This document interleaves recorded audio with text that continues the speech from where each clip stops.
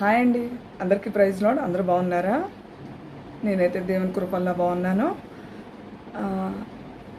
చిన్న టాపిక్ చెప్పాలనుకుంటున్నాను. చాలామంది ప్రతి మనిషిలో ఒకటే ఉంటుంది, అది నాలో ఉండొచ్చు, మీలో ఉండొచ్చు. ఎదుటి వాడిని తక్కువగా చూడకండి. ఎవరికి ఉండేది వాళ్ళకు ఉంటుందండి. ఎవరికి ఉండేది ఎవరికి సంపాదించుకుని వాళ్ళు తింటారు.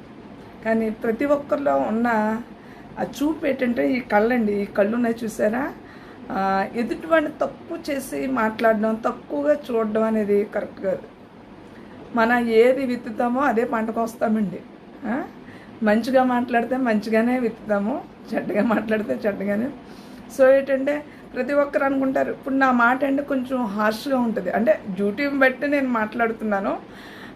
ప్రైవేట్స్కి వెళ్ళినప్పుడు బాగానే ఉంటాను. నేను ఈ ఫీల్డ్కి నేను ఫీల్డ్కి రాకముందు, నేను డ్యూటీస్కి రాకముందు, డిపార్ట్మెంట్లో రాకముందు నా వాయిస్ ఎంత ఉండేది కదండి. డిపార్ట్మెంట్లో వచ్చాక నా వాయిస్ ఇలా ఉంది. నా వాయిస్ ఇలా లేకపోతే నేను ఇలా డ్యూటీ చేయలేను.